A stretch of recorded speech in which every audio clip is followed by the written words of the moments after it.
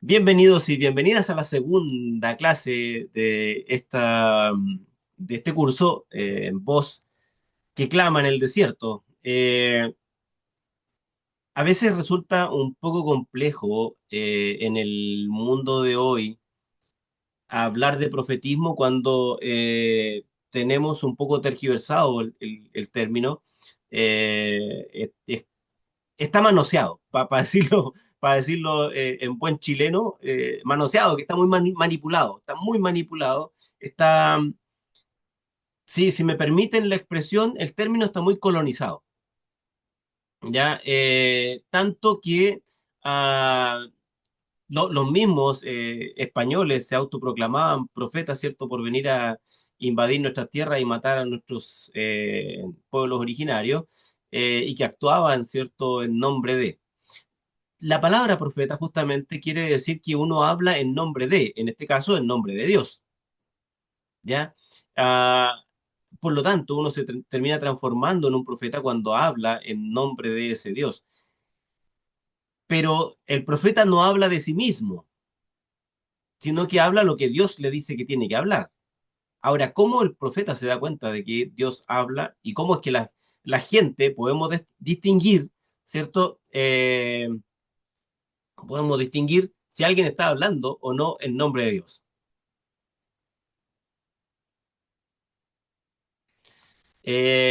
Gracias, Johnny, por el comentario en el chat. Entonces, quiero mostrarles algo que después ustedes si quieren ver la película, pero solamente quiero mostrarles un fragmento y después darle un poquito de contexto y ustedes después ustedes si quieren comparten algo de lo que yo voy a darles a conocer. Espérenme un segundito y lo pongo.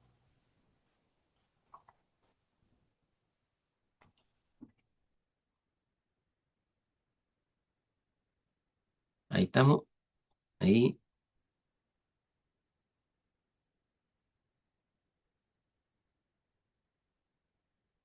ahí va, ¿ya? Por favor pongan atención.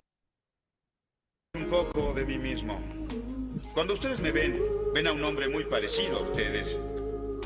Pero toda mi vida he sido diferente. Al principio fue como una maldición, pero pronto descubrí la bendición de mi nacimiento.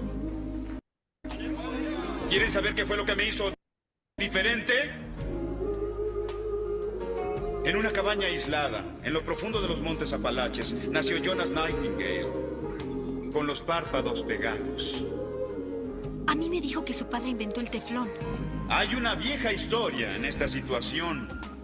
Hay muchas viejas historias que dicen lo mismo. Y dicen que el bebé que nace con los párpados pegados tiene un tercer ojo. El ojo que mira dentro del alma del hombre. La hermana Jane Larson va a pasar entre Aquí ustedes. estoy. Y voy a pedirles que le pregunten lo que más les inquiete. Yo voy a buscar en lo profundo de mi alma para hallarles la respuesta que me transmita el Señor. ¿Quiere preguntar algo al hermano Jonas? ¿Cuánto tiempo me queda de vida? Hermano Jonas, ¿puede resolver la pregunta de nuestro hermano? Oigo la voz de los ángeles. El hermano pregunta cuánto le queda de vida. Así es, hermano. Y yo te digo que no importa que sean 10 años o 10 minutos. Lo que importa es que vivas verdaderamente para que cuando el Señor quiera llevarte, estés completamente listo. Dígame, señor. ¡Sí, Señor! Tengo un año de viuda. Mi esposo se suicidó cuando nos quitaron la granja. No puedo aguantar la depresión. Solo quiero saber si Dios lo ha perdonado por su pecado. La hermana quiere saber sinceramente de una persona amada. Te doy la respuesta, hermana. Él está con los ángeles. Milagro. Porque Dios lo ha perdonado ya y te pide que hagas lo mismo. ¿Cuándo va a llover? La pregunta de este hombre es bastante importante. Cielos. ¿Quieres saber lo que todo hombre, mujer y niño en este pueblo quiere saber? ¿Quieres saber cuándo va a llover? Sí, sí. Déjenme hacerles esta pregunta. ¿Qué es la lluvia al fin y al cabo? ¿Es el dulce néctar que esperan sus cosechas? ¿Son lágrimas de alegría? ¿O es la lluvia que cae sobre las vidas? El regaño de nuestro jefe, la palabra dura del ser amado, el cobrador tocando la puerta. Cuando ustedes me dicen, Jonas, ¿cuándo va a llover? Yo solo puedo decir, ¿cuándo dejará de llover? En el libro de los Salmos, el capítulo 27 dice textualmente, el Señor es mi vida, mi salvación. ¿A quién debo temer?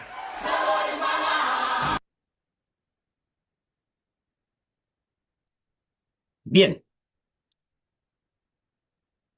ya, eh,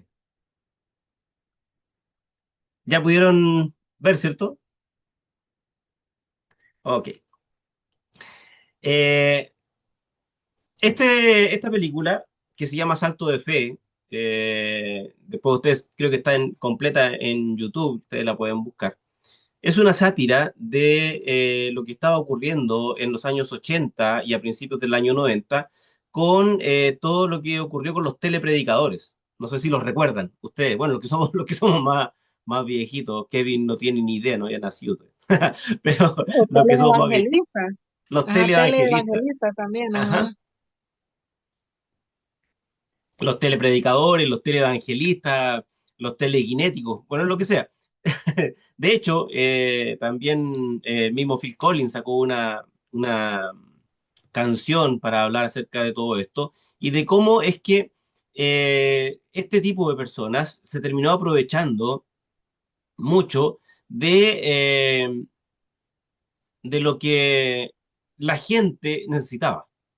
La época de los 80 también fue una época bastante compleja a nivel mundial. Hubo también una recesión en medio y obviamente mucha gente estaba con una cantidad de problemas enormes. Y estos televangelistas convirtieron, disculpen lo que voy a decir, pero convirtieron el profetismo en un show mediático, en un show para dormir conciencias, no para despertarlas, sino para dormirlas. De hecho, esto después va a dar pie años más tarde a lo que se conoce como la teología de la prosperidad. Porque todas estas tremendas empresas que se levantaron durante este tiempo, especialmente con el asunto de los telepredicadores, fue enorme y la cantidad de dinero que se movía era también enorme. Tanto así que aquí en Chile un amigo que teníamos en el seminario, que venía de la Policía de Investigaciones de Chile, nos dijo alguna vez si nosotros en Investigaciones de Chile hiciéramos una investigación, valga la redundancia, respecto de la evasión de impuestos en las iglesias, en realidad deberíamos cerrar más de la mitad de las congregaciones. La cantidad de dinero que movían estas empresas es abismante, es enorme. Pero se jugó con la conciencia de la gente. Entonces uno debía de o debe de preguntarse en dónde estamos y en dónde está. ¿Y qué entendemos entonces por profecía? ¿Qué entendemos entonces? Fíjense en el predicador de lo que les mostré. De hecho, él usa una muela, un telepronte, que es un fonopronte en el oído, que le están soplando lo que la gente está diciendo. De hecho, también en la película se ve que le soplan los nombres, fechas de nacimiento, un montón de cosas, de información que él tiene que manejar para engañar a las personas. Y fíjense, dice respecto de cuánto va a vivir, de el esposo que está muerto, ¿cierto? El tema de la lluvia, que después en la película se transforma en un tema principal, el tema de la lluvia. Y lo otro es el uso de las escrituras en favor del individuo. Textos aislados que se utilizan para decir cualquier cosa. Y el texto fuera del contexto en el que está, como dice la máxima hermenéutica, un texto fuera de contexto se usa de pretexto, entonces hacemos que el texto diga lo que tenemos ganas de decir. Sin embargo, no entendemos el contexto sobre el cual ese texto está escrito. Hace unos días atrás, un amigo de Dominicana, que nadie lo conoce, así que no importa, y no le voy a decir el nombre tampoco, pero un amigo de Dominicana me preguntó por un texto y lo sacó completo y totalmente fuera de contexto. Entonces yo le pregunté, lo primero que le pregunté fue, ¿tú sabes en qué periodo histórico o bajo qué circunstancias históricas se escribe esto? No, no lo sabía. Ok, y yo le doy una explicación. Y después él busca otro texto aislado de este otro texto para darme otra explicación. Y le vuelvo a repetir la misma pregunta. ¿Tú sabes el contexto de dónde se dijo esto y por qué se dijo? Fíjense lo que hace este predicador y cita el libro de los Salmos. El libro de los Salmos es, de hecho, citado para un montón de cosas hasta, y lo más citado es el tema de la venganza, cómo es que Dios se va a vengar de sus enemigos, ¿o no? ¿Estoy muy equivocado, hermanos y hermanas? Nuestras iglesias se han llenado de excusas para que Dios golpee a todo el mundo. Dios deja de ser un Dios amoroso en el cuerpo de Jesús para ser un Dios vengativo en el pensamiento del ser humano. Nuestro primer módulo de esta serie, me voy a saltar algunos módulos de todas maneras por si acaso para que ustedes sepan y y no se espanten, pero voy a ir como saltándome algunos porque ustedes después van a tener el texto y ustedes lo van a poder leer con más tranquilidad. Pero el primer módulo de este curso se llama ¿Qué entendemos por profecía? Lenguaje, memoria y distorsiones contemporáneas. Am, en cuanto al tema de distorsiones, ya vimos lo que pasó en esta película, que si bien es una sátira, no deja de ser real, no deja de ser real. Y no deja de ser real y contextual, inclusive al día de hoy. El cómo es que todo esto ha prendido de tal forma que, y aquí voy a citar a Briseida, que habló creo que fue Briseida, que habló acerca de Monseñor Romero y de Sí, Rutilo Grande. sí. Exacto. Wilfredo, cuando me llevó a visitar ahí la tumba de Monseñor Romero y vimos varias cosas, dijo, bueno, nosotros les entregamos un mártir y lo que nos devolvieron fue un santo. ¿Se entiende la diferencia? Después de la canonización de Monseñor Romero dejó de ser disidente, dejó de incomodar a la gente, dejó de incomodar a la élite de la iglesia y dejó de incomodar a la élite política de El Salvador. ¿O estoy muy equivocado, mi querido Wilfredo?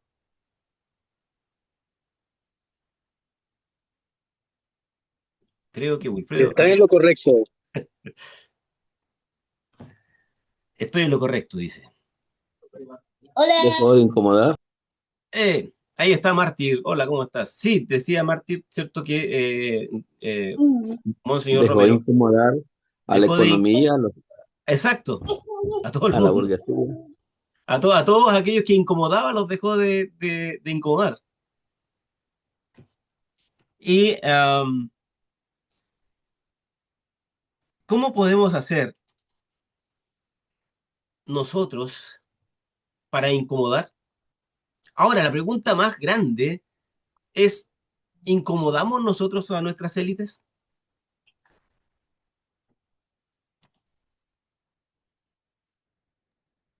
O quizás en cuáles temas incomodamos sí y en cuáles escogemos no. Sí, a veces yo no sé si será tan bueno decir lo que dijo Pablo, con algunos me hago griego y con otros me hago judío. No sé qué tan lindo será. Pero el tema está aquí, el tema de fondo al que me quiero referir, es que definitivamente el profetismo dejó de ser lo que era. Y por lo tanto, tenemos que tratar de buscar las bases de aquello que fue para poder entender qué es o cuál es el significado eh, del profetismo para ver si nosotros podemos reinterpretarlo y para ver si también, y en este punto quiero ser muy honesto en decirlo. Yo espero, yo espero que seamos lo suficientemente honestos como para saber si estamos incomodando o en realidad estamos dentro del status quo de todo el mundo. Cuando incomodamos, generalmente terminamos apuntados con el dedo, terminamos siendo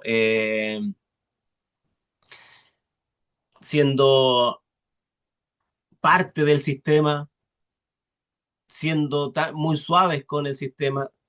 A veces nos dicen, no, porque no digas esto, porque puede que a alguien lo haga sentir mal, sí, pero no estoy llamado a caerle bien a todo el mundo. Ahora, estoy llamado a incomodar y a incomodarme. Ahora hagamos la pregunta todavía mucho más aguda. Hagamos una pregunta todavía mucho más aguda. A mí, a mí, ¿el Evangelio me incomoda?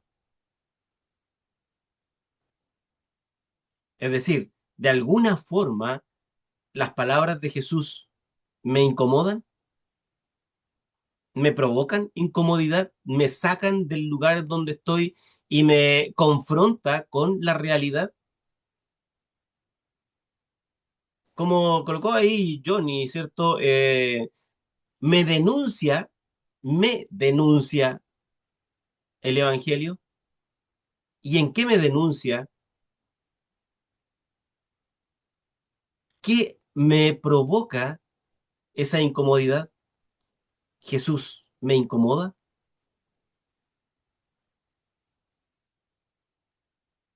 No, nosotros, en cierto sentido, en nuestras iglesias y en la mayoría de nuestras iglesias, hemos optado por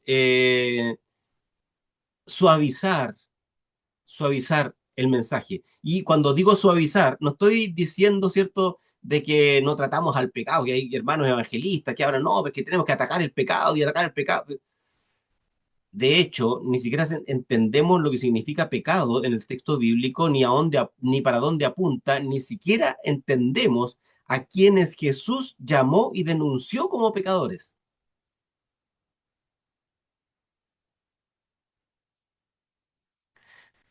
Tanto los profetas del Antiguo Testamento como Juan el Bautista y luego Jesús, lo que van a hacer es incomodar las estructuras institucionales de su tiempo, no al individuo,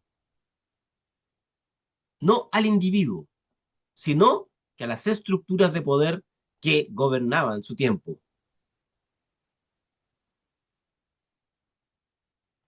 Como dice aquí Santiago, debemos tomar nuestra cruz todos los días y seguir a Jesús. Eso incomoda.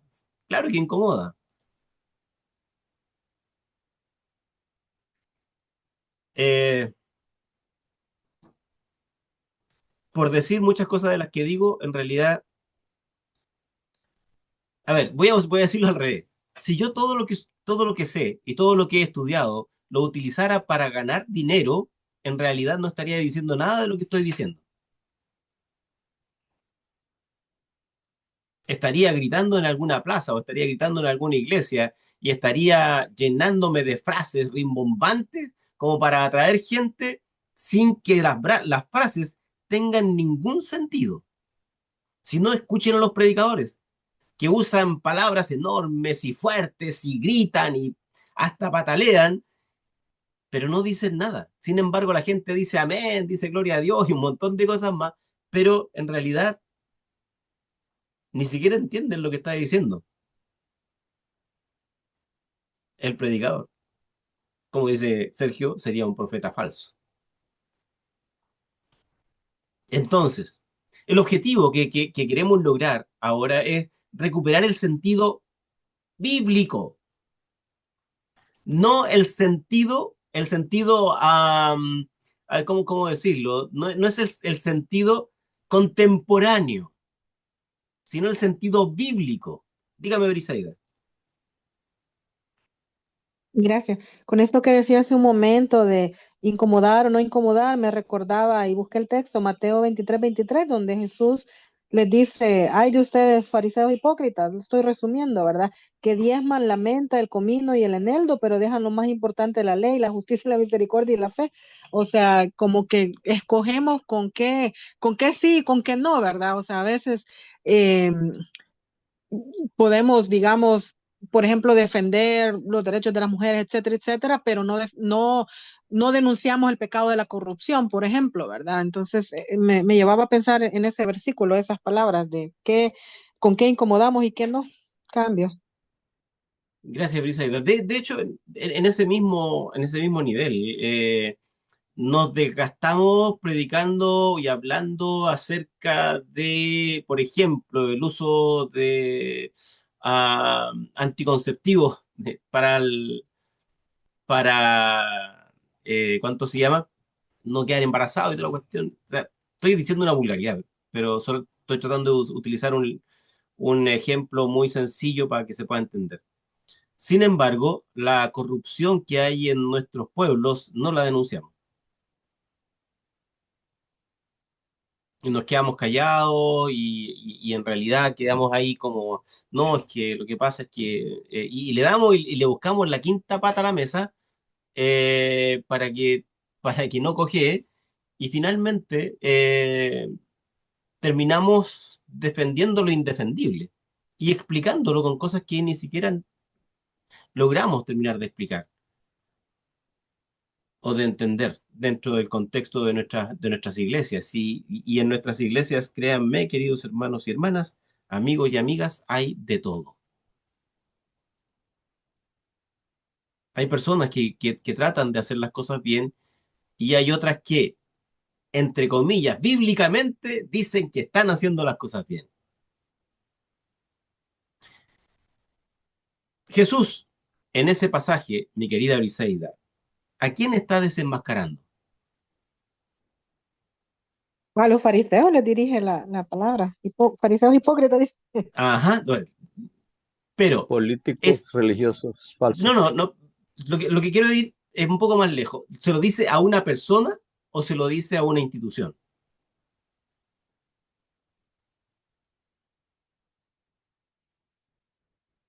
Quien le quede, que se lo pones. Yo A creo una que A una institución. institución. A la institución farisaica. Queridos amigos y amigas, Jesús no ataca a las personas, ataca las estructuras que han hecho que estas personas hagan lo que hacen. ¿Recuerdan la parábola de un buen samaritano? Y estuvimos hablando largamente respecto de cierto este sacerdote y este levita que pasaron y nos dimos cuenta de que oye, ellos no se saltaron al herido porque quisieron, sino que se lo saltaron porque creían que estaban haciendo lo correcto. Entonces, cuando Jesús habla ahí, no está hablando de una persona, de un sacerdote, de un levita, está hablando de la institución. ¿Cómo es que la institucionalidad termina degradando el mensaje y adaptándolo para yo no sentirme tan culpable de lo que estoy haciendo?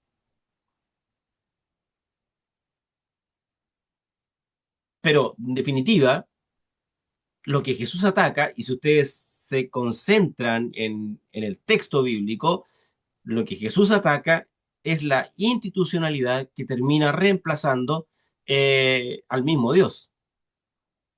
Y aquí les voy a hacer después una pregunta todavía mucho más incómoda y espero que sí lo sea. Ojalá lo sea. Dígame, Juanito Hernández.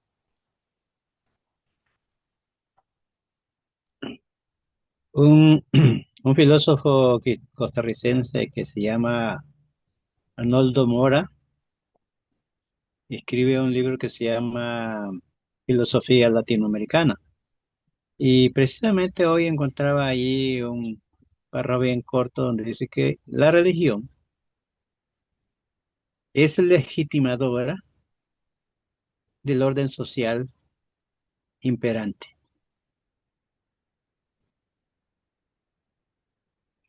Y dice que esa es la característica principal, pero yo recordaba, ¿verdad?, que el judaísmo y el cristianismo van por otro camino. El judaísmo que nace con la lucha por conseguir la liberación en Egipto, ¿no?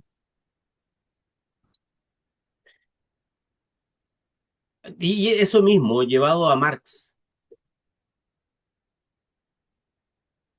¿Qué decía Marx? La religión es el opio de los La pueblos. religión es el opio de los pueblos. El- la, yo de verdad espero que seamos lo suficientemente maduros para poder entender ciertas cosas y no nos quedemos pegados, sino que tratemos de buscar históricamente la base de lo que estoy diciendo.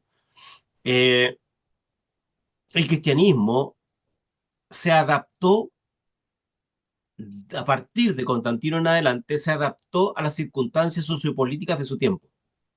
Y se adaptó tanto que asimiló esas mismas conductas y las llevó al interior de la iglesia.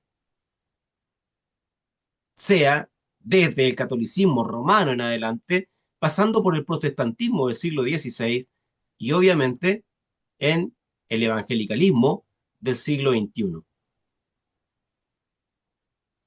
Hemos adaptado el evangelio a tal punto que hoy día parece el evangelio casi desconocido respecto de lo que los primeros cristianos vivenciaron e hicieron. La fórmula profética para poder uh, ser lo suficientemente bíblicos para hablar acerca de profecía, no tenemos que desligarlo de la historia. Por lo tanto, la profecía tiene una función histórica y tiene una raíz en la historia. Está fundado en la historia del pueblo judío.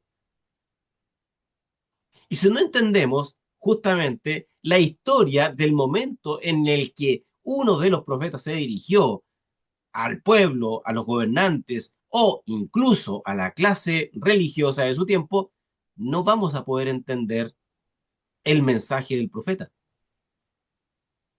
Porque nosotros hemos desvinculado el profetismo de su historia. Solo háganse la pregunta, la última vez que alguien predicó de Isaías o de Ezequiel o de Jeremías o de Miqueas o de cualquiera de los profetas, ¿les dio algún fundamento histórico de lo que estaba diciendo? ¿O simplemente lo trasladó desde el texto a lo que él cree que está viviendo la gente?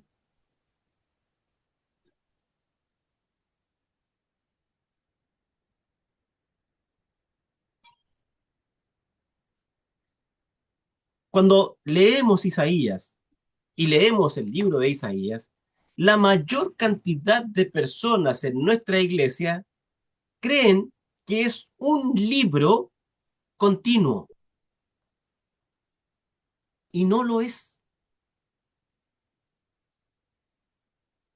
Al menos tiene tres divisiones y todas son divisiones históricas: preexílica, exílica y posexílica.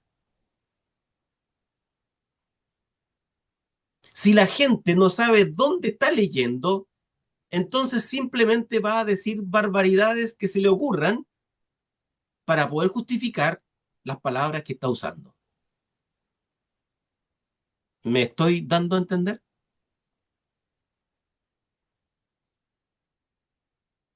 Si no analizamos, y vamos a analizar aquí específicamente un texto también que nos va a ayudar un poco a entender esto, porque lo usamos sumamente mal. Si no aprendemos esto, es que entonces siempre vamos a estar haciendo lo mismo que han hecho durante tantos tiempos, que es, y espero que lo escriban con letras muy grandes, abusar del texto.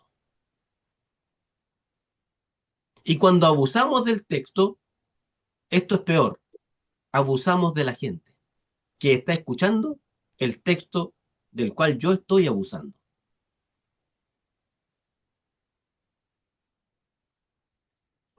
Yo me pregunto, y esto con todo el dolor de mi corazón y con todo el dolor en mi pecho, yo me pregunto si realmente somos conscientes de que estamos hablando palabra de Dios.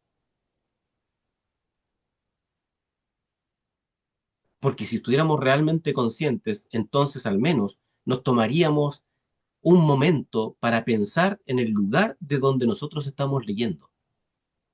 Y si estamos diciendo lo que Dios dijo en ese tiempo y que hoy día podemos decirlo de la misma forma. Yo no sé, sinceramente, cuánto temor hay en los predicadores hoy que finalmente no terminan teniendo temor de decir cualquier barbaridad y abusando de las Se personas. sienten, se sienten impunes.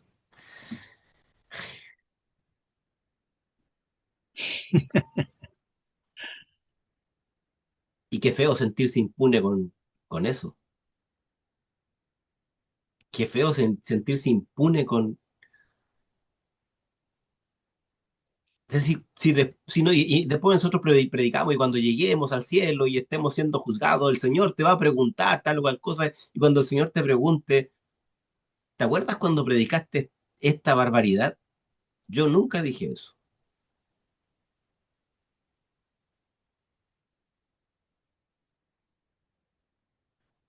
Continuemos, pero ya estamos entrando un poco en materia. Entonces, la profecía y el profeta siempre están vinculados a la historia, lo que significa que la palabra que este predicador va a decir tiene una función histórica o una función dentro de la historia en donde él se encuentra. Tiene una función dentro de esa historia. No está descontextualizado de su momento el profeta. No está aislado de su historia. No está desvinculado de su realidad. Y esa realidad al menos tiene una realidad, al menos tiene una realidad, que es su realidad social. Obviamente puede tener una realidad política, pero puede cambiar de persona en persona, de país en país. Puede tener también una realidad religiosa, pero puede también cambiar de dónde estoy, quién soy, qué creo. Pero al menos tiene una realidad social.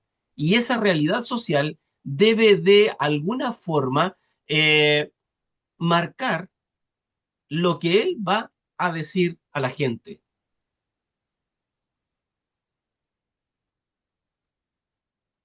Entonces, debemos de repensar justamente el lugar histórico del profeta, en dónde está, en dónde se encuentra y en dónde me encuentro yo y qué es lo que estoy haciendo yo y en dónde estoy viviendo yo.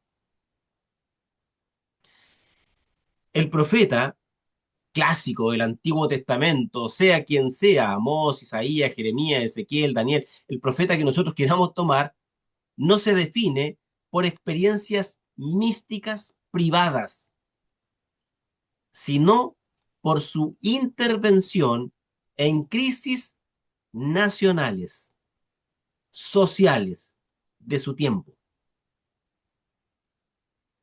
Lo repito, el profeta no se define por sus experiencias místicas, no se define por sus experiencias místicas, sino por su intervención,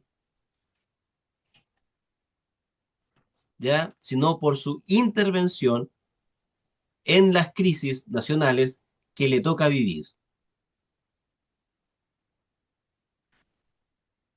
Esto es re importante porque vuelvo a decir, si nosotros nos desvinculamos de la realidad del profeta, entonces también nos desvinculamos de nuestra propia realidad. En los días de hoy, y desde hace muchísimo tiempo, en realidad el, uy, no sé cómo decirlo, pero que no se me ocurren buenas palabras para decirlo. Eh, el Evangelio ha sido domesticado a tal punto que filósofos, economistas, teólogos lo han utilizado para los fines que le estimen convenientes. O sea, ustedes cuando van a sacar un certificado en alguna parte dice, se extiende este certificado para los fines que estime conveniente. Nosotros parece que tenemos el certificado de usar el Evangelio para los fines que estimemos convenientes, no para los fines que fue creado. Ya lo he dicho en muchas clases y de muchas formas, pero un gran economista usó justamente, ¿cierto?, la teología para apoyar y sustentar toda su realidad, eh, toda su realidad contemporánea. Y este fue Adam Smith. Y él se apoyó justamente en eso. Brisaida, dile que yo estoy aquí, que trate de entrar. Voy a mandarle de nuevo el link por si acaso. Ahí está, ahí está, ahí está. Bien.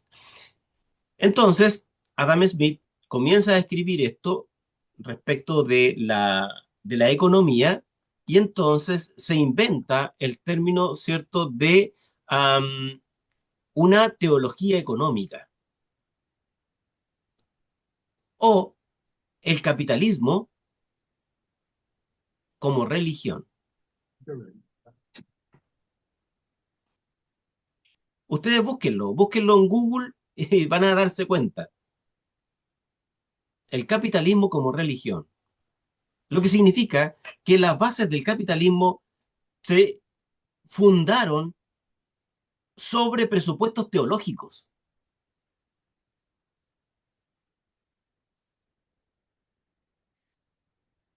Y yo no creo que dentro de este grupo hermoso de personas, hermanos y hermanas, dignos del Evangelio de Jesucristo, se encuentre alguien que pueda avalar tan idiota aseveración, que el capitalismo, de alguna forma, se puede sustentar teológicamente hablando.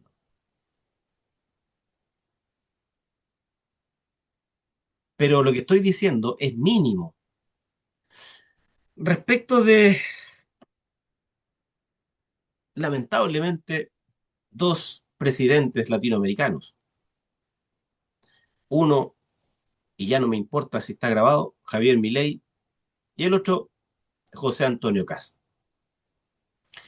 Milei dijo, ¿y qué importa si los ríos se contaminan? Y de hecho dijo,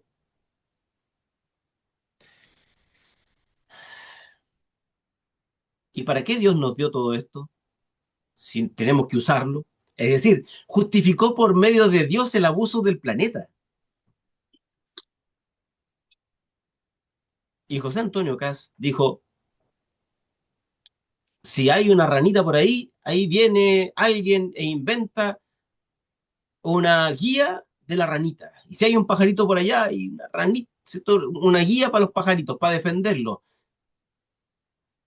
Diciendo que tenemos la posibilidad de saltarnos la creación hecha por Dios para beneficio del ser humano.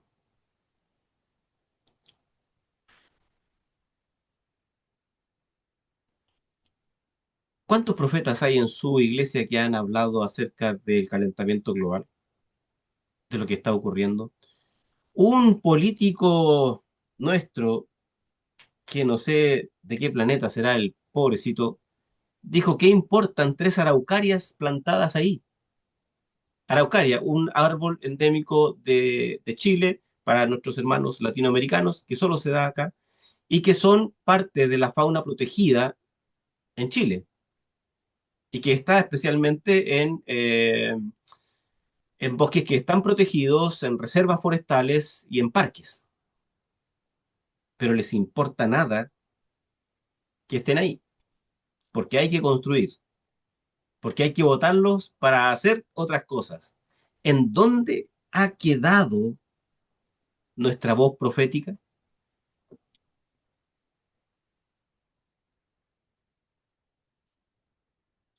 Serán profetas falsos, pero no creo que sean profetas.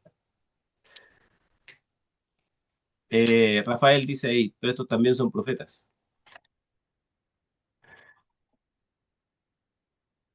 Me espero estar explicando con lo que estoy diciendo. El tema es que el profeta no puede desvincularse de la realidad en donde está, de la realidad en la que está viviendo y de los procesos históricos en los que él está pasando. No puede desvincularse. Dígame, Nubes, desde Cuba. Bueno, yo siempre aprendí con un profesor y pastor de Costa Rica, Juan Stan, leyendo su libro sobre Apocalipsis, que él nos decía, cuidado en hablar en nombre de Dios, porque si no se cumple o no está diciendo la verdad, usted está poniendo a Dios como mentiroso. Cuidado con poner a Dios como mentiroso. Así es, así es. Por lo tanto, aquí hay una cuestión muy importante y es que el profeta habla acerca de la fidelidad activa con la alianza con Dios. Y en este caso, en alianza, para quienes somos cristianos, obviamente, una alianza entre lo que Jesús ha hecho con nosotros y por nosotros y también el mensaje. Este nuevo pacto que hemos hecho con Jesús y en Jesús, ese nuevo pacto, le tenemos que tener fidelidad a ese pacto y a veces le tenemos mucha más fidelidad a las cartas de Pablo que al mismo Jesús. Y espero que se entienda lo que estoy diciendo. No es que Pablo esté hablando atrocidades, solo que a Pablo lo descontextualizamos y lo ponemos en un lugar en donde está. Tratamos de que las cartas sean todas parecidas cuando las cartas son todas distintas porque son todos distintos grupos humanos. Todos son distintos grupos humanos. Por lo tanto, no podemos hablar de las cartas como la base del Evangelio. Y de hecho, de Pablo se dijo que el libro de Romanos era el tronco de la teología evangélica. Falso, no lo es. El tronco de la teología evangélica es Jesús, y Jesús lo encontramos en los evangelios. Por lo tanto, el evangelio es el tronco de la teología cristiana. Por lo tanto, es Jesús, y no Pablo, ni Pedro, ni Santiago, ni nadie. Por lo tanto, la fidelidad que debemos de tener no es con las cartas, sino con el Jesús de los evangelios. Y esa fidelidad la debemos de demostrar también con hechos.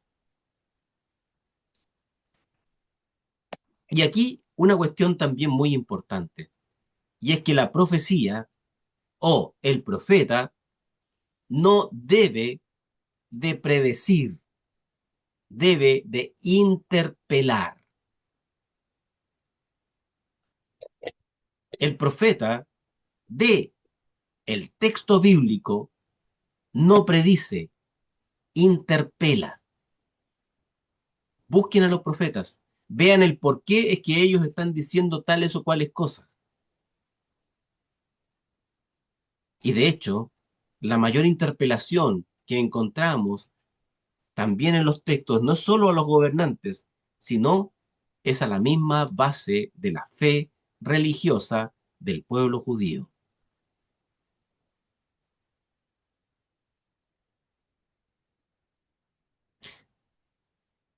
Nosotros los cristianos, no sé cómo decirlo, pero lo voy a decir igual. Nosotros los cristianos hemos reemplazado a Dios. Eh, Enrique Fuyá me enseñó esto y yo lo llevo a la clase ahora. Enrique Fuyá me enseñó una vez, estábamos ahí en una conversación, yo creo que Enrique ni siquiera se acuerda, pero a lo mejor sí se acuerda. Una vez Enrique me dijo, mira, nuestro gran problema en los matrimonios es que creemos que la única infidelidad que existe es que tu pareja esté con otra pareja. Y me dijo Enrique, no, eso es falso. La infidelidad ocurre con el hijo, con los amigos, con la televisión, con un libro. O sea, podemos ser infieles todo el tiempo con algo. Y Enrique me asentó después de eso y me dijo, cuando tu pareja deja de ser prioridad en tu vida y le das prioridad a otras cosas, entonces ya le estás engañando. En este sentido, y llevado a lo que nosotros estamos diciendo ahora, es justamente lo mismo. Como nosotros somos infieles con el mismo texto y con el mismo pacto que hemos hecho con Dios. ¿Y cómo somos infieles? Y una de las infidelidades más marcadas que tenemos para con Dios, ¿saben cuál es? El culto, la liturgia. La liturgia ha reemplazado a Dios.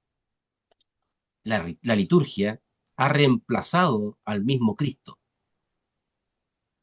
Porque la liturgia es un lavado de cerebro que nos hemos inventado justamente para no ver nuestra realidad. Cuando el llamado a la fidelidad a Dios y a Jesús se da por interpelar a la sociedad, por interpelar a nuestra clase religiosa, por interpelar a nuestra clase política, por obedecer aquello que de alguna forma Jesús nos ha mandado a obedecer, como lo más mínimo, amar al prójimo como a uno mismo. ¿Me estoy dando a entender? Les dejo la palabra abierta para que puedan expresarse, porque no creo que no los he dejado expresarse en este rato. Por favor, levanten la voz, díganme nomás. Pero no la levanten tan Sí, fuerte que estoy con audífonos.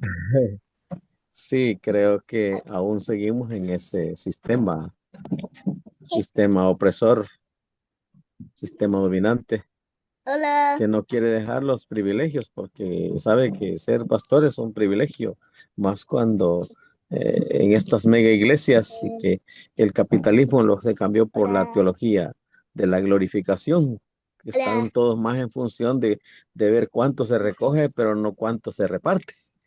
Entonces, en ese sentido, se vuelven capitalistas, egoístas. Venía ahí, estaba escuchando por Facebook algunas cosas que estaban denunciando de un pastor guatemalteco, Jack Luna, por ahí, algo así. Es terrible. Sí, sí, Lo se tienen llama denunciado Catch, y que lo Catch tienen Luna. Cash, sí, ese Cash. Carlos, creo que se llama, pero no sé por qué le pusieron Cash.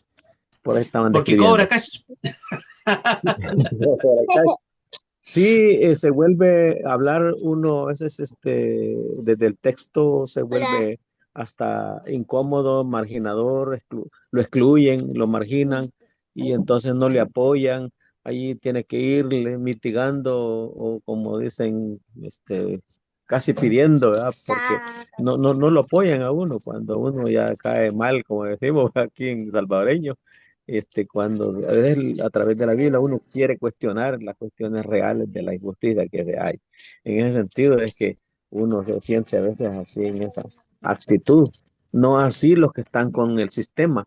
Los sistemas son para grupos privilegiados que siempre se mantienen y privilegiados porque son los que gozan, ¿verdad? De los beneficios, de lo que perciben. Pero eso se puede ver siempre en las iglesias pequeñas, en las comunidades que apenas vamos buscando algo, pero para distribuirlo entre la comunidad, no para hacerse uno, ¿verdad? Como cash, ¿verdad? Solamente. Gracias, Mártir. Juanito Hernández y después Rosita Lila. Usted lo dijo al final, amar a tu prójimo como a ti mismo. Eh, es decir, eh, se habla mucho, pero es necesario a veces para entender el- la situación en la que estamos. Yo pienso que lo que nos sucede, lo que es común en el cristianismo ahora, es que no hay conversión hacia el que sufre, hacia el mismo ser humano. Eh, algunos teólogos de la liberación dijeron pues que el problema nuestro es que no nos convertimos a los pobres, pero no solo pues a los pobres, sino al que sufre, porque entonces sí, si hay esa conversión, entonces sí vamos a procurar que nuestra voz sea la voz de Dios en favor de esa gente. Y cuando la es en favor de esa gente, evidentemente va a cuestionar, va con la palabra que usted usa, interpelar a aquellos, a las estructuras y quienes sostienen esas estructuras que son causa del sufrimiento. Muchas gracias, Juanito. Rosita Lila y después Brisaida. Eh, Estaba pensando yo en mi país, que en este país han sucedido, pero barbaridades, porque este señor de Estados Unidos tomó el país sin disparar una bala, lo tomó, ¿verdad? Y los que gobiernan ahorita están haciendo lo que quieren con este país, lo que quieren, subiendo precios, despidiendo gente, tratando de hacer juicios políticos, bueno, muchísimas cosas. Y digo yo, ¿y los profetas? ¿Dónde estamos? Porque no hay como nadie que, cristiano, pues, que cuestione esas cosas. Sí protesta la otra gente, ¿verdad? Pero en las iglesias se sigue leyendo la Biblia y se sigue haciendo cultos, pero no veo yo que hayan profetas que interpelen esta situación. Gracias, Rosita Lila. Lo mismo nos preguntamos todos aquí. Nosotros llevamos un par de días nomás y el tema está complicadísimo. Está muy, muy complejo. Brisaida. Este, bueno, gracias. Yo respecto a lo que decía, disculpe, no me fijé, pero que no nos convertimos a los pobres, solo quería comentar que en una clase, nuevamente en una materia, en la maestría en la UCA, un sacerdote jesuita radicado en Venezuela me decía, reflexionando un poco en la labor, ¿verdad?, de las ONGs y las organizaciones humanitarias, decía, el que ayuda a los pobres termina pobre. O sea, no es como muy lógico organizaciones que ayudan a los pobres y se hacen ricas, para empezar. Y también pensaba y reflexionaba sobre el tema de esa, digamos, pseudo teología, no sé, ¿verdad? Aunque en esta vida no tengo riqueza, sé que allá en la gloria tengo una mansión. Entonces, como decíamos, ¿verdad? Un poco manipular y todo eso. O sea, no importa que usted sea pobre, porque Jesús dijo que a los pobres siempre los tendréis, ¿verdad? Entonces, cabal, manipulamos el texto y muchas cosas, y también un poco la mirada desde las ONGs, ¿verdad? Si realmente ayudar a los pobres, quien ayuda a los pobres termina pobre. Y otra reflexión que, pensando en esto de los proyectos que ayudan a los pobres también, Jesús hubiera sido pésimo gerente o director de proyectos, porque dejaba que Judas le robara, ¿verdad? O sea, una administración financiera muy, muy mala y muchas cosas más, ¿verdad? Así que esa era mi reflexión, cambio. Gracias, Brisaida. ¿Alguien más antes de continuar? ¿No? ¿Nadie más? ¿Nadie dijo yo? Ok, continuamos entonces. ¿Cuál es mi afán en este momento? Como digo y vuelvo a repetir, el tema de que el profeta debe de estar vinculado a su historia. Hice un ejercicio exegético o más bien dicho, hermenéutico, con Amós. Después se los voy a enviar para que ustedes también lo puedan tener. Son un par de hojitas chiquititas, no es mucho. Eh, pero para que se pueda entender lo que estamos diciendo, eh, Amós no está desvinculado de lo que le pasa. El libro está construido eh, a partir de testimonios radicales de la tradición profética del Antiguo Testamento, tanto en la época en la que el profeta habló, siglo octavo antes de Cristo, como posterior a eso, cómo es que la época marca. Fíjense que Amós habla en un tiempo de mucha prosperidad. El gobierno de Jeroboam II es un gobierno en donde dinero hay. El problema no está en el dinero, sino en la distribución del mismo. Y fíjense, y ustedes después se van a fijar y van a poder leerlo con tranquilidad, se van a fijar en cómo esto se replica en las edades de la humanidad siempre, siempre. El reinado de Jeroboam, que estaba justamente cierto que era un reino que fue muy próspero en términos económicos, había estabilidad política y había crecimiento, justamente este crecimiento producía mucha desigualdad. Escuchen bien, concentración de la riqueza, explotación de los campesinos y corrupción judicial. ¿Lo repito? Concentración de riqueza, explotación de campesinos, corrupción judicial. Disculpe, cualquier parecido con la Con la realidad, realidad es pura coincidencia. claro, es pura coincidencia. Pero me estoy dando a entender con lo que digo. O sea, no importa dónde coloquemos la profecía de Amós, calza en todas partes y en todos los tiempos y en donde sea. Pero a Amós le dijeron, ¿sabes qué, amigo? Gracias por tus palabras, eh, pero sería mejor que te fueras, porque en realidad, aparte que no eres de aquí, estás profetizando en un lugar en donde no te corresponde, mejor ándate, ¿no? Gracias por haber venido, que te vaya bien. Después de la profecía de Isaías, justamente el reino de Jeroboam cae y decae. Y después este mismo texto está utilizado mucho tiempo después, ya bajo otro reinado, pero para hablar acerca de lo mismo. Y cómo es que, vuelvo a repetir, estas cosas se van repitiendo.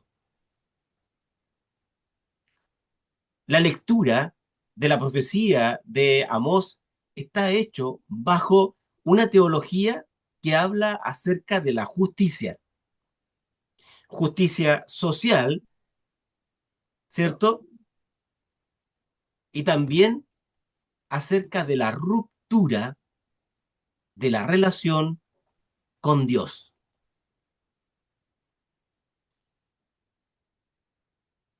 Pero la ruptura de la relación con Dios no es una cuestión personal y privada en Amós, es una cuestión social.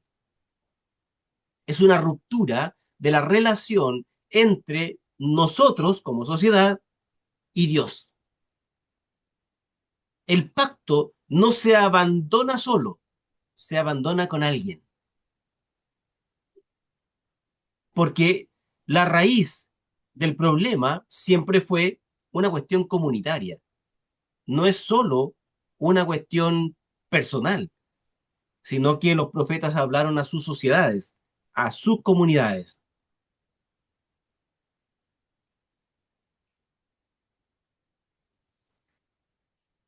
El profeta va a tomar varias cosas para analizar y a partir de eso es que él va a lanzar su profecía. ¿Cuál es este paradigma en el cual se basa?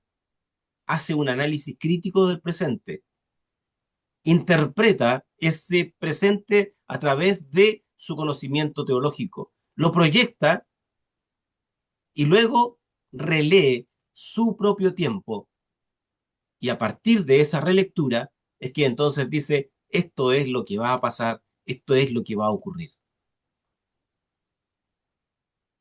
Yo no soy profeta por ninguna parte, pero le dije a varias personas, yo proyecto que aquí en Chile más o menos las protestas van a iniciar como en mayo. Pero fui muy mal, muy mal profeta porque las protestas se iniciaron el domingo pasado porque este gobierno eh, dejó en carpeta 43 decretos o 43 proyectos sociales, perdón, ambientales. 43 proyectos medioambientales los dejó ahí en lista de espera para ver qué es lo que podían hacer con ellos, especialmente por todo el tema del aparataje inmobiliario que quieren construir. Y este domingo fue la primera protesta masiva que hubo. Pero este era el inicio, porque Sergio, Enrique y Johnny saben que se nos viene muy feo porque dentro de un par de días va a subir la gasolina y no solo por el problema que está ocurriendo en Medio Oriente, sino porque aquí el gobierno decidió sacarle, sacarle una ayuda que se hacía para que las gasolinas no nos costaran tanto, porque Chile ni tiene ni refina, todo lo pide afuera. Esto va a provocar muchos problemas.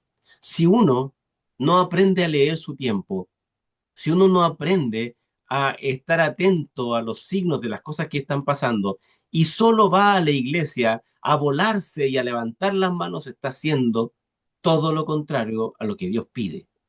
Si no, lean a Amós, pero también lean a Isaías.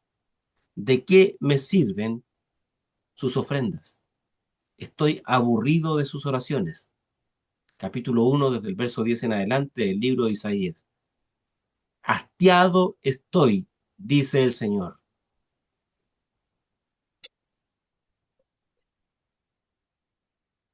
Lo que el profeta busca es que la justicia de Dios se haga manifiesto dentro de la historia de la sociedad en la que a él le ha tocado vivir. Y en este caso, de la historia de nuestra propia sociedad. ¿Cómo hacemos real esa justicia? ¿Cómo nosotros ayudamos a que la gente busque esa justicia? Más ustedes lo que deben de hacer es buscar primero el reino y su justicia. Nuestra primera infidelidad no ocurre fuera de la iglesia, ocurre dentro de la iglesia.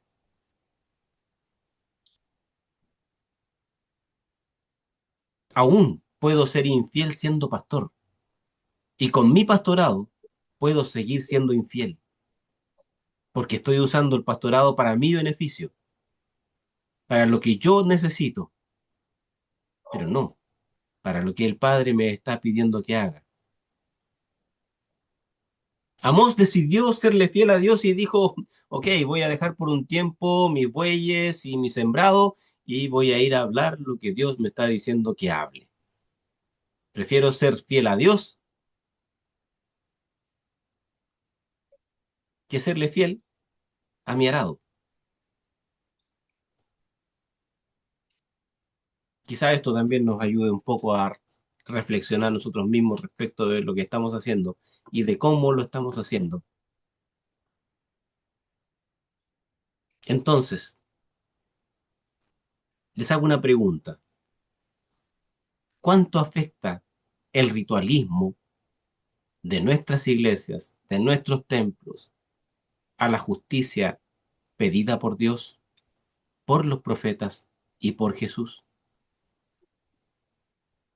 ¿Cuánto afecta el ritualismo que hemos seguido en nuestros templos? ¿Cuánto afecta ese ritualismo a la búsqueda de la justicia?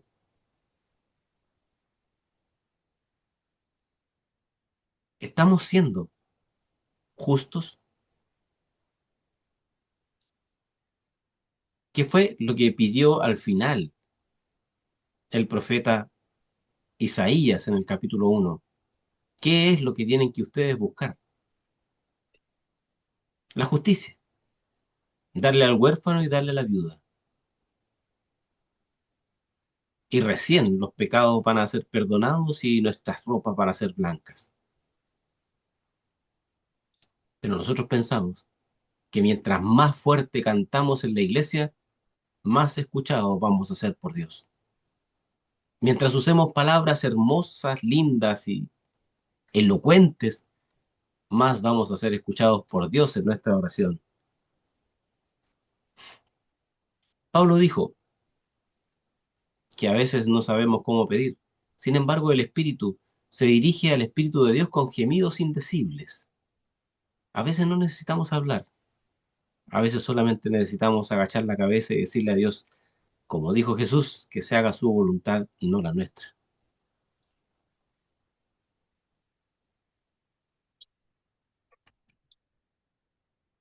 ¿Hacia dónde vamos y hacia dónde va la iglesia respecto justamente de perseguir lo que los profetas perseguían?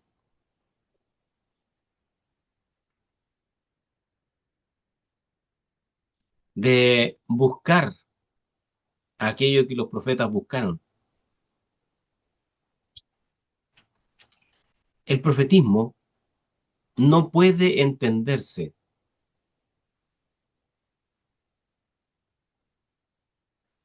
no entendí esto que dice aquí Johnny. El ritual Ismael bloquea la de un profeta real. No, no lo entendí. Y como dice New Ezequiel, no hacer nada o no denunciar es hacerse parte del problema. Somos cómplices. Como lo dijo Desmond Tutu, ¿o no? ¿No lo dijo Desmond Tutu? Que si no estamos con los oprimidos, entonces estamos siendo opresores. Claro, no lo dijo con esas palabras, pero lo dijo. El Y profeta, Martin Luther King también decía que Martin dele, Luther King decía que a veces el mundo se hace más peligroso, no por los que cometen injusticias, sino por los que se quedan callados o no hacen nada ante ella. Algo así ajá, más o menos. ajá, exacto, exacto. Pero parte de eso lo van a ver ustedes en el discurso de Mohammed De Ali. Ali, de Exacto. Ali. Pues tienen que buscar, recuerden la tarea. Y ojalá tienen que colgar un comentario, no solamente busquen el link y después lo publiquen, sino que hagan un comentario respecto de lo que ustedes están viendo ahí. Entonces, la profecía tiene que tener una reinterpretación o una interpretación teológica del presente, pero no de mi presente, sino del presente del profeta. Y a partir de eso, obviamente, entender nuestro propio presente, a partir de lo que el profeta nos está diciendo, de lo que el profeta nos está hablando. Entonces, por ejemplo, Ezequiel reinterpreta la responsabilidad colectiva en medio del trauma que estaban viviendo por el exilio. Fíjense, Ezequiel capítulo 18, para que también leamos la Biblia. Vino a mí palabra de Jehová diciendo, ¿qué pensáis vosotros, los que usáis este refrán sobre la tierra de Israel? Los padres comieron las uvas agrias y los dientes de los hijos tienen la dentera. Vivo yo, dice Jehová el Señor, que nunca más tendréis por qué usar este refrán. He aquí que todas las almas son mías, como el alma del Padre, así el alma del Hijo. El alma que pecare, esa morirá. El hombre que hierre, no el entendido que tenemos nosotros hoy día de un pecado que no existe. Está hablando acerca de un error que generalmente se da en términos sociales y ustedes lo van a leer aquí y ustedes lo van a ver aquí. El hombre que fuere justo e hiciere según el derecho y la justicia. Escuchen bien, por favor. Y si lo están leyendo, léanlo bien. Y el hombre que fuere justo e hiciere según derecho y la justicia, que no comiere sobre los montes, ni alzare sus ojos a los ídolos de la casa de Israel, ni violara a la mujer de su prójimo, ni se llegara a mujer menstruada, ni oprimiere a ninguno, que al deudor devolviere su prenda, que no cometiere robo, y que diere de su pan al hambriento, y cubriere al desnudo con vestido, que no prestare a interés ni tomara usura, que de la maldad retrajere su mano e hiciere juicio verdadero entre hombre y hombre. En mis ordenanzas caminaré y guardaré mis decretos para hacer rectamente. Este es justo, este vivirá, dice el Señor. Mas si engendrare hijo ladrón, derramador de sangre, o que haga alguna cosa de estas y que no haga las otras, sino que comiere sobre los montes, se violare a la mujer del prójimo y todo lo demás que dice ahí, entonces obviamente éste morirá.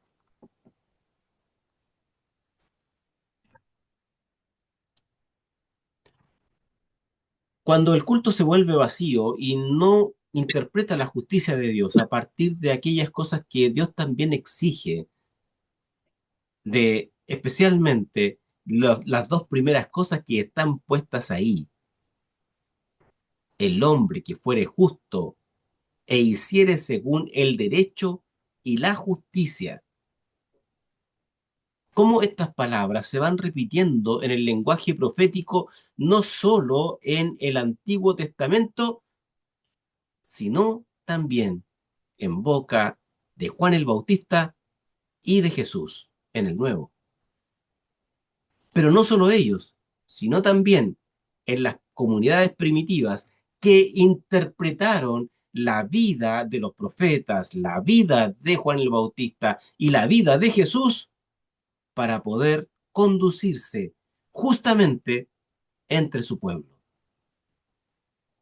Las comunidades primitivas tomaron estas palabras, las hicieron verdad y a través de ellas también pudieron recrear una comunidad distinta.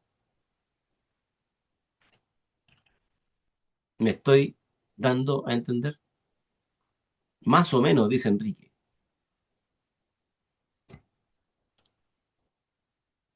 Fíjense, ¿cómo reinterpretan la iglesia primitiva la justicia? ¿Cómo dicen que vivían? En comunidad. En comunidad, repartiendo aquello que tenían. Y los que más tenían, entonces le daban a aquellos que tenían menos. E iban por las casas orando, partiendo el pan, orando juntos y teniendo una común unión. Dígame, Enrique. Pero si Pablo, si los hechos contaron eso, si el que escribió los hechos, en este caso Lucas, contó eso, es porque se lo estaba contando a una comunidad que no realizaba eso mismo. Justamente, A la pero inversa. estamos hablando de la comunidad de Lucas que está en el 85. Estamos hablando de las comunidades primitivas que sí lo hacían al inicio de la caminata después de la resurrección. ¿Ya? Justamente, y Enrique en ese sentido tiene razón. Que si lo está diciendo Lucas es porque la comunidad se estaba olvidando del tema. La cosa es que al inicio, y aquí no tengo espacio para explicarlo completamente, pero siempre tenemos que tener en cuenta de que Lucas está escribiendo hacia finales del siglo primero. Sin embargo, de lo que está escribiendo ha ocurrido poco tiempo después de la resurrección. Lo que significa que los primeros seguidores de Jesús tenían muy en claro que la única forma que tenían de poder permanecer siendo seguidores era la cohesión social y el acompañamiento comunitario. Y eso con el tiempo se fue perdiendo. Y ya a partir de mediados del siglo segundo en adelante, se termina de perder. Y entonces es que nace la estructura, y la estructura reemplaza a la comunidad y a la vida en comunidad. Por lo tanto, también comienza a distorsionar la figura profética que tenía la iglesia primitiva. La iglesia primitiva tenía una conciencia profética, a tal punto que justamente utilizaron palabras para irse en contra del sistema: evangelio, reino, señor, para decir, no tenemos un señor sobre nosotros como el emperador, sino a Jesús. No tenemos un reino que reemplace al reino de Jesús, por lo tanto el imperio no nos sirve. Y no existe otra buena noticia que la noticia dada por Cristo y no por el emperador romano. La comunidad primitiva sí tenía conciencia profética, pero se fue perdiendo con el tiempo. La pregunta que deberíamos hacernos nosotros ahora es, ¿la iglesia en el siglo XXI tiene conciencia profética? Dígame, Juan Hernández. Bueno, sobre la pregunta, pues la verdad es que no. Pero me llama mucho la atención lo que acaba de decir usted, que esa conciencia profética alrededor del siglo segundo ya se está perdiendo o se ha perdido, porque eh, hasta ahora entendía, en el caso mío, que fue el constantinismo metido a las comunidades de fe que las adulteró. Pero entonces usted dice que eso fue anterior y eso significa que hay que tratar de revisar otros factores y quizás tenga que ver, bueno, y usted lo dijo, la estructuración, que también es una forma de institucionalización y que se hace en base a patrones culturales conocidos, como les pasó a, en el Antiguo Testamento cuando piden un rey en lugar de seguir con lo que tenían, que eran los jueces, ¿no? Es decir, cómo nos contamina el ambiente cultural, porque queremos ser como otros, tener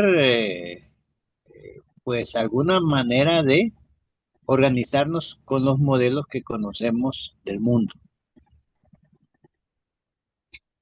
Muchas gracias, Juanito, muy atingente. Y antes de dar la palabra a Rafael, eh,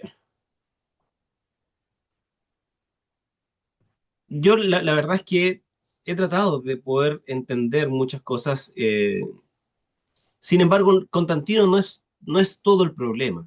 Ya desde antes de Constantino el tema venía bastante complejo comenzó el tema de, por ejemplo, los patriarcas de la iglesia comenzaron a tener ya algunas dificultades a tratar a ciertos grupos de herejes, cuando hasta antes de que la iglesia se estructurara completamente, vivían todos armoniosamente, se respetaban, compartían, podían estar juntos aún teniendo un pensamiento distinto. Am, Al día de hoy es muy complicado hablar de ecumenismo en ciertos espacios evangélicos, más a hablar de una proyección interreligiosa dentro de esos mismos espacios. Pero en el contexto de la iglesia primitiva había interculturalidad y había interreligiosidad. ¿Por qué se perdió? ¿Qué fue lo que ocurrió? ¿Por qué pasó? Y la palabra más fácil que se nos ocurre es la tentación al poder. Y cómo es que el poder fue menguando el ideal del cristianismo primitivo. Rafael Mengíbar.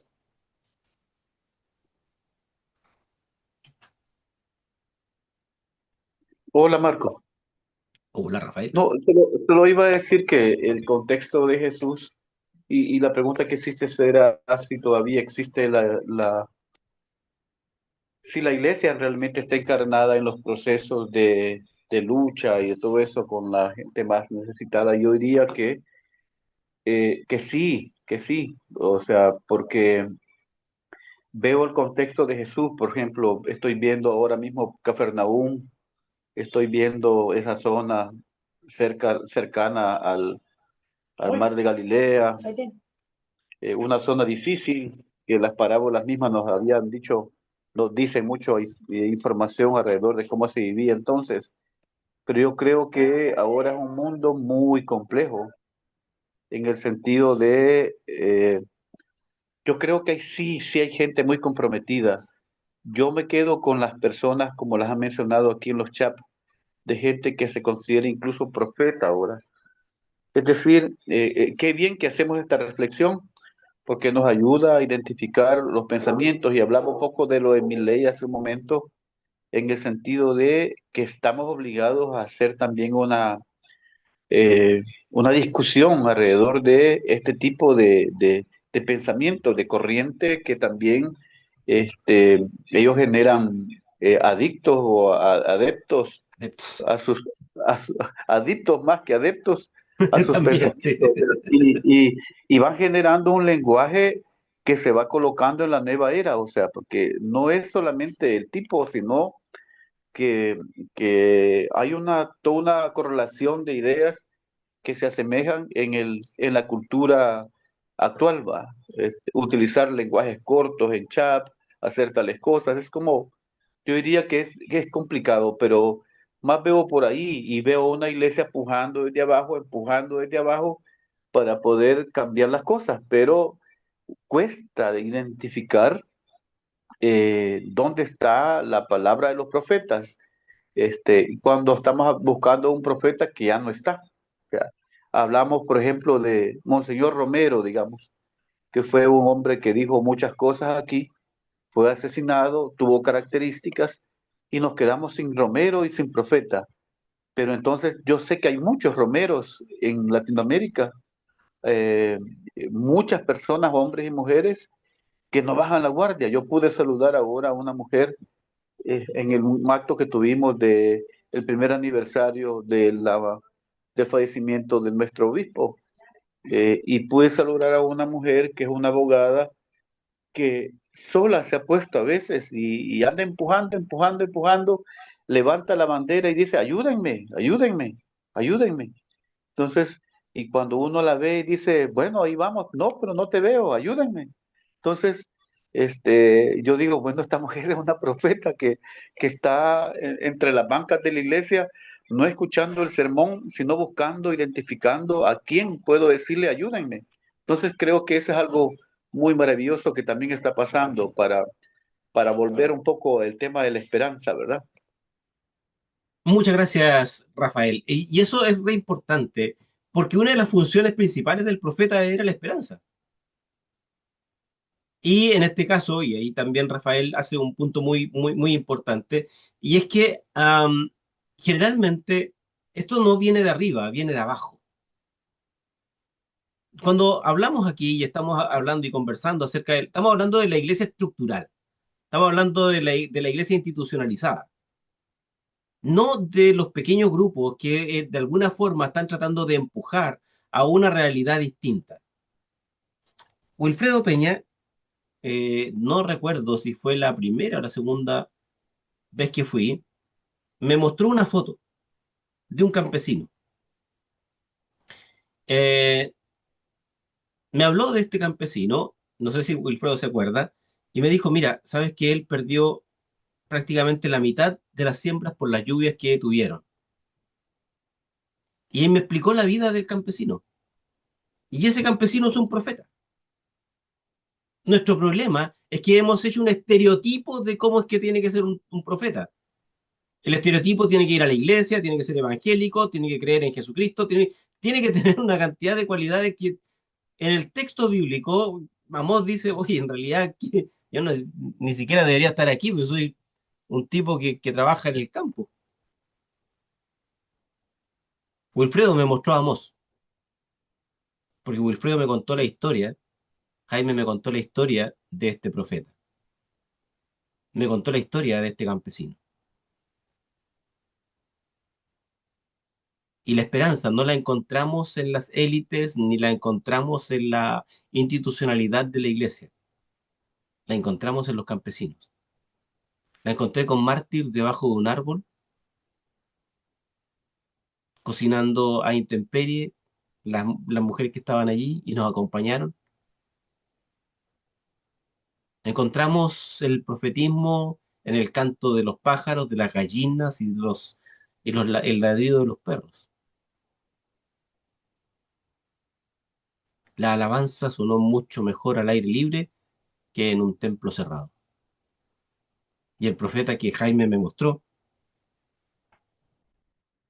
es un profeta que está con su pueblo, acompaña a su pueblo y ayuda a su pueblo. Y esa es la función profética.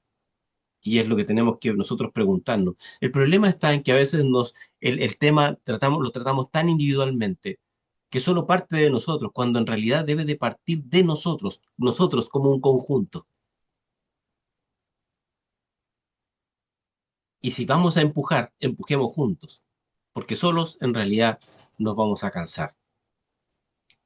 ¿Alguien quiere decir una última palabra? Por hoy día ha sido suficiente y les agradezco mucho su paciencia. Solo aclarar que no soy profeta, solo soy mártir sirviendo y buscando algo en la esperanza del pueblo, nada más. Mi querido mártir, yo justamente acabo de decir que su comunidad es la profeta. Por lo tanto, usted es Sí, parte no, de esa no hay comunidad. profetas ahí, solo habemos hombres y mujeres buscando una Hermosos, posibilidad de la vida. hermoso grupo de mujeres, niños y de hombres. De verdad que espero en Dios que Enrique pueda conocerlo cuando vayamos. Wilfredo Peña, Jaimito, ¿quieres decir algo? Y después te voy a pedir que por hoy día, hoy día a lo mejor de manera excepcional, terminemos a lo mejor con una oración, con este profeta que vino aquí a mi tierra. Bueno, yo creo que es realmente interesante, ¿verdad? Y yo creo que cuando vemos el profetismo y verlo quizás solamente desde el análisis de la escritura, pero se nos olvida eso que tú decías, ver realmente dónde están los profetas. Y yo creo que si hay una clave que hemos aprendido acá en nuestra América y especialmente en El Salvador, es el hecho o sea, las comunidades nos generan esperanza, nos generan posibilidades. Y yo creo que en esa posibilidad, cuando todo parece, aquí decimos, cuando todo parece color de hormiga, hay esperanza, encontramos algo, encontramos posibilidades. Y a veces nosotros nos frustramos porque no podemos hacer lo que quisiéramos, pero creo que a veces es más frustrante cuando no hacemos ni siquiera lo mínimo. Así es que yo creo que todos tenemos ese lado, yo digo ese lado comprometido y hermoso de ser profetas y a veces también de ser esperanza, de ser bendición. Así que gracias, Marcos. Estamos en eso. Oramos con Jaimito para despedirnos de este día y les agradezco muchísimo su presencia en